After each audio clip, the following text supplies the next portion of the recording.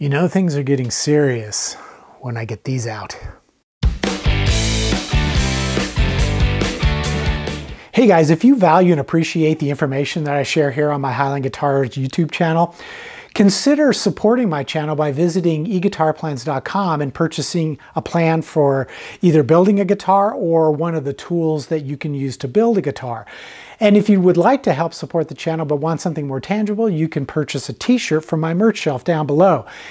Either way, there's links in the description. At the end of the last episode, which was part 12, I had applied Z-Epoxy finishing resin to the surface of this guitar in an effort to increase its hardness and durability and to reduce the potential for scratches and dings. And that's something that's you might want to consider if you're using woods like alder or poplar or basswood.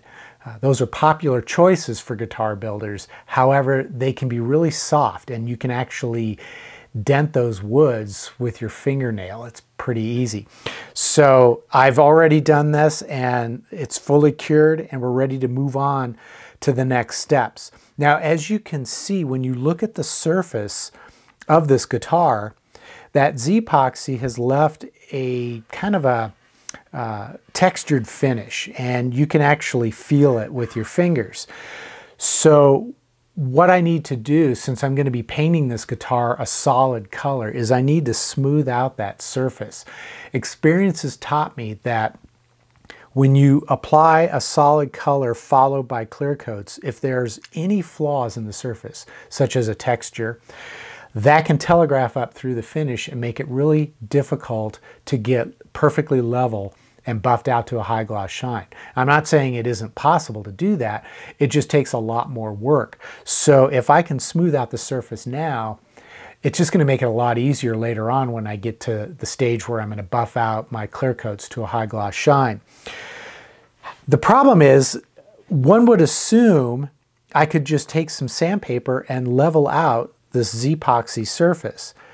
But if I do that, I'm going to be sanding off the Z-Epoxy, which kind of defeats the purpose of applying it in the first place. So what I'm going to do is I'm going to apply a sanding sealer. And I'll probably spray a couple of coats, and that's what I'm going to level sand before I start to apply my color coats followed by my clear coats. The sanding sealer that I'm going to be applying to this guitar is a water-based high build sanding sealer from a company called Centurion. And I'll put a link to their company down in the description below. I believe you can purchase the product directly from them. Now, the cool thing about this product is it has such a high solids content that the viscosity, it's almost approaching pancake batter. Not quite as thick as pancake batter, but pretty close. So when I spray 2 coats, it's going to do a really nice job of hiding that texture. It's going to cover it up completely, and that'll make it so much easier to level sand the surface smooth prior to applying my color coats followed by my clear top coats. The disadvantage with this product is that I can't use my normal little HVLP gun. This is the one I use normally to spray clear coats as well as my color coats. And it works great for that, but I just can't get the high build sanding sealer to spray through this. It won't atomize. This gun has a 1.5 millimeter tip and typically is set for 25 PSI, and that's just not enough to get that thick high build sealer to flow through it. All it will do is splatter. So what I have to do instead is I'm going to use my Earl-X 5500 spray gun.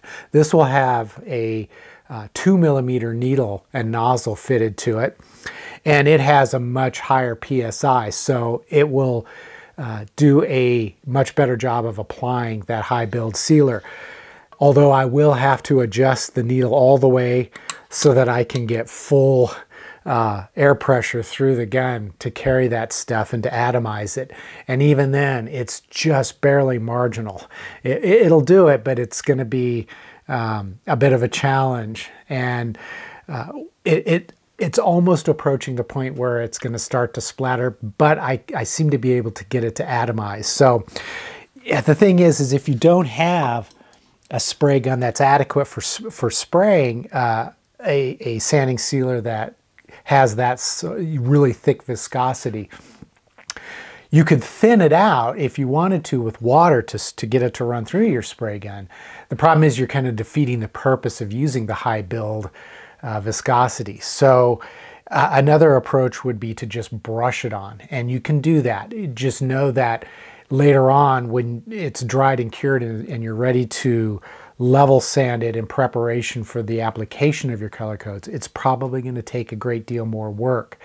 And whenever you're level sanding, you want the work to be as easy as possible, because the more work that's involved in level sanding, and it doesn't matter whether you're doing your sanding sealers or your final top coats, the more work you have to do to level it, the greater the chance and possibility of sanding through to your underlying color coats, which can cause all sorts of problems. So let's head up to the shop and start spraying this stuff. Oh, you know, before we head out to the shop, I should explain, I've attached a length of scrap maple to serve as a handle into the neck pocket, and it's attached using just a pair of neck mounting screws. But what I did was, between this handle and the bottom of the pocket, is I placed a thick washer around each screw. That way the handle isn't touching the body directly anywhere. As a result, when I spray my sealer and then later on my color coats and my clear coats, I won't have to worry about it building up between the handle and the body, which could pose a problem when I went to remove the handle. I want it just to pop off without there, cracking or chipping any of that finish. Also, I like to have a wood-to-wood connection between the neck and the body, so I don't want any finish inside this pocket. It could also make it hard to fit the neck, because the finish will build up a thickness that could make the neck very difficult to install. So I've masked it off, and I'll leave that in there until I've finished with my clear top coats. All right, well, I've got my spray booth all set up with the ventilation system attached, and I've talked about this before. I'll post a link to a video in the upper right corner, so if you're interested in how I put this thing together and how it works, you can go check that out. So what I'm going to do now is I'm going to stir up my high build sealer and pour it into the pot. So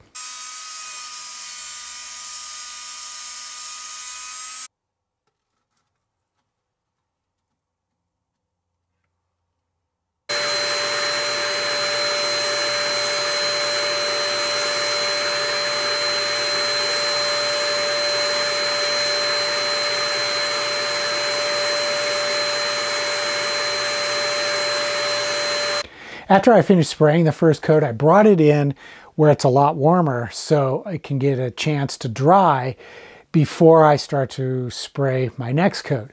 How long will I let it dry? Probably about 8 hours.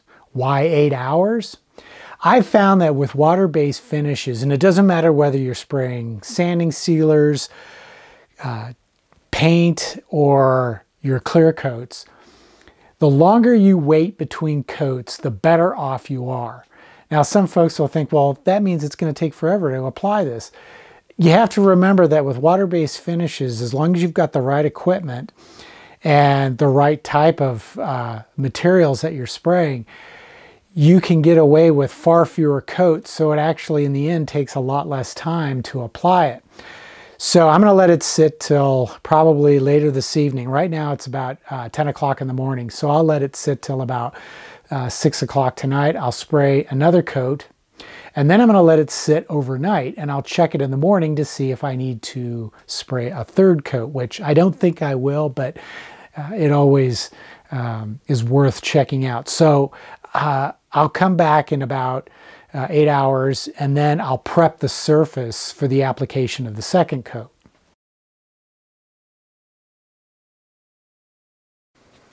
To sand the surface, I'm going to be using a P320 sandpaper, and I'm just going to wrap it around one of my beloved giant rubber erasers that I got at the dollar store. And my goal here is to abrade the surface so that the next coat will adhere. But I also want to knock back some of the high spots in that rough texture. That way, when I spray the next coat, it's going to lay down even smoother, which is going to make it even easier to get nice and level and smooth before I start to apply my color coats. And I'm not going to spend a lot of time trying to get this absolutely perfectly level. I just want to knock back those high spots really quickly and abrade the surface. I don't want to spend a lot of time fussing over whether or not it's perfectly smooth, because we still have another coat to apply, and it's at that stage where I will work to make it as smooth as possible.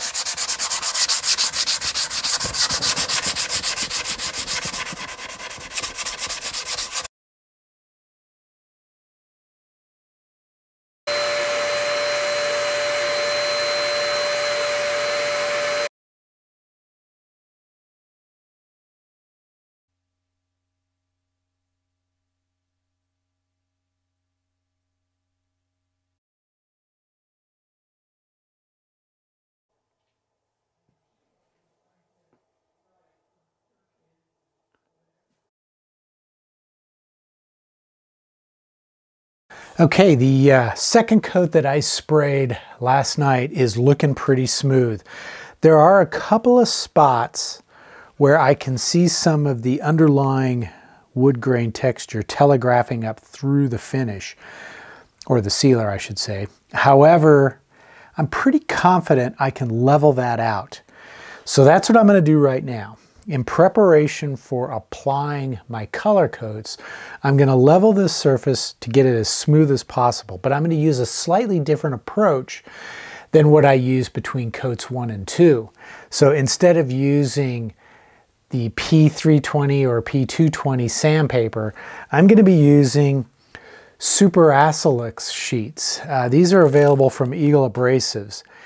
And I'll be using specifically, it's a K360 designation, and that's the Japanese grit designation standard, so, or the way that they gauge their sanding abrasives.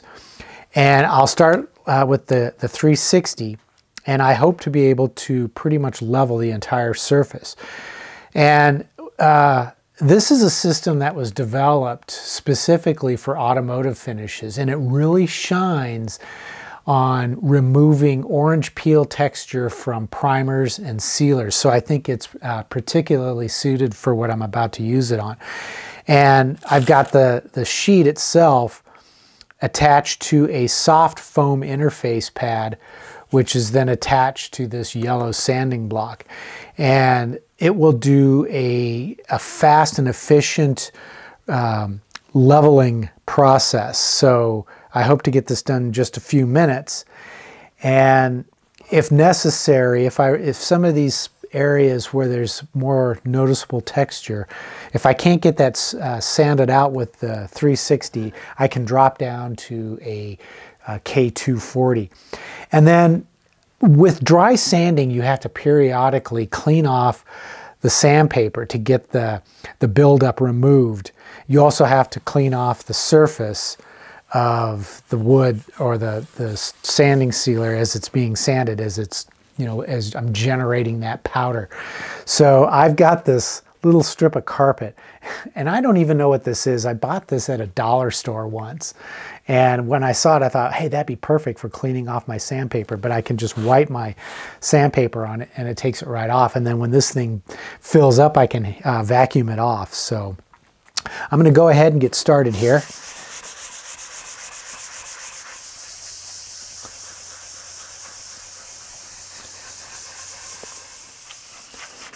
The goal with level sanding is to reduce the high spots and make them level with the low spots. How do you know that that's happening? When you first start out, before you actually start sanding, the surface will have a slight reflective sheen to it. And as you sand, that sheen disappears and it's replaced with a matte sheen. And wherever you see that matte sheen, you know you're on a high spot. And wherever you still see spots that are shinier, those are the low spots. So the goal here is to remove those low spots so that the entire surface is covered with a uniform matte sheen. Then you know you've got the surface level. As I've said in other videos where I talk about sanding, you really need to have access to bright low-angle light to gauge your progress. Now, even though I'm calling this level sanding, and technically it is, I've still got color coats and clear coats to put down on the surface later on. So I really don't have to be too particular in achieving a perfectly level surface at this stage. I just want to make sure that any areas where there might be more pronounced texture, that I reduce those down as much as possible. It really doesn't pay to get too hyper-focused on achieving a super level surface at this point. Really what I want to achieve is about 70 to 80% level. There can still be some spots where you can see little shiny speckles. No big deal. That's going to get covered up later on. I just want to make sure that the majority of the surface is as smooth as possible before I start to either apply my color coats or, if necessary, a third coat of sealer.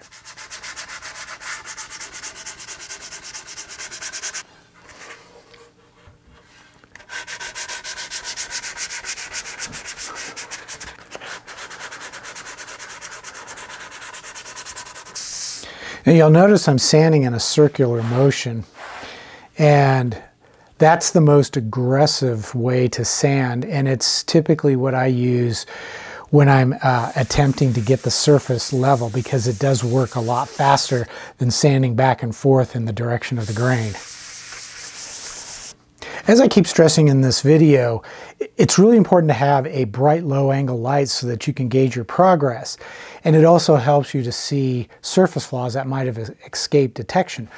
But also, when you're sanding with this system and getting the surface level, as you run your fingers across the surface, you'll feel how smooth it is, but you can oftentimes feel irregularities in the surface, like high spots, ridges, or low spots that are like divots or craters that are, you can't see it with the naked eye, but you can actually feel it as you run your fingers across the surface. And it becomes more obvious the smoother the surface becomes. Now, if you ignore it and then apply your color coats followed by your clear top coats, if you're going for a gloss, a high gloss sheen, those flaws are going to jump out at you, and you're going to see it in the form of distorted reflections, and that just looks unprofessional.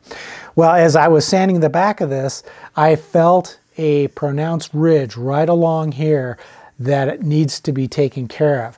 So what I did was I attacked it with some 120 grit sandpaper followed by 220 wrapped around a hardwood block, and I've managed to reduce that high ridge down so that it's level with the rest of the surface.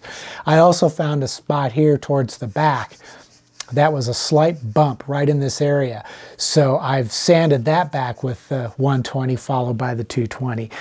And what I'm going to do now is I'm going to reapply some Z-epoxy just in this area and this area, and I'll let that dry, sand that smooth, and then apply, probably just by brushing on, a coat of the high build sanding sealer. I realize this kind of sets things back a little bit in terms of schedule, and that's just the way it is. If you want perfection, you have to be willing to stop and correct it and not ignore it and hope that it's just going to disappear, because I guarantee you it's not going to.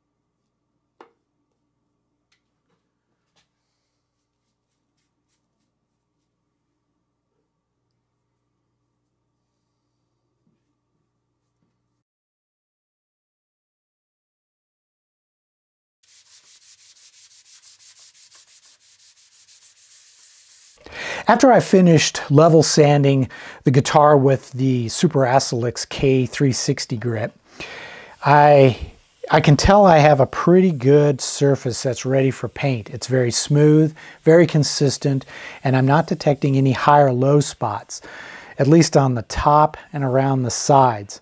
On the back, however, I've got this one area that's been giving me some trouble. This is a low spot. It's like a little valley that runs back here. And really, I think the only way to get rid of that would be to take a large flat block of wood wrapped with 120 grit and re-sand this entire surface and continue sanding until I brought the high spots down and made it level with this little valley. Well, that's a lot of work to do, and it would also mean having to reapply the Z-epoxy, sand that smooth, then apply a couple of coats of the high build sanding sealer, and then continue to sand that to get everything smooth and level. Well, rather than go to all that work, what I've decided to do instead is I've applied some Aquacoat wood grain filler just in this area.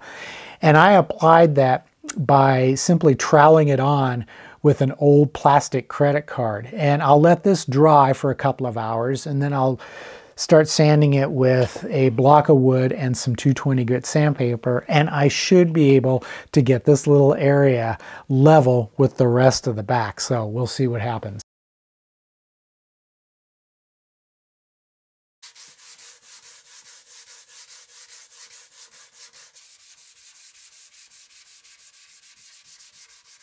All right, well, finally, the body is fully prepped and ready for paint.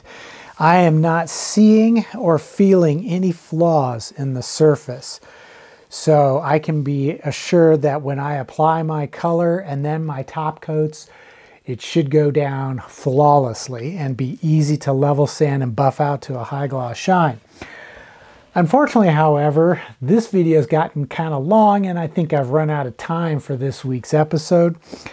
So what I'm going to do is I'm going to talk about the application of paint and top coats in the next episode, part 14 in this series. So be sure to keep an eye out for that episode. And in the meantime, as always, if you really got something out of this episode, you know, hopefully you were inspired by it or learned something. If so, a great way to show support for my channel without spending a dime is to hit that thumbs up button. That's what tells YouTube to promote my videos, and that really helps. And of course, if you've got any comments or questions, post them down below. Hit the subscribe button if you don't already subscribe and you really like watching videos on making cool electric guitars. And of course, as always, take care, stay safe, and I'll see you in the next episode.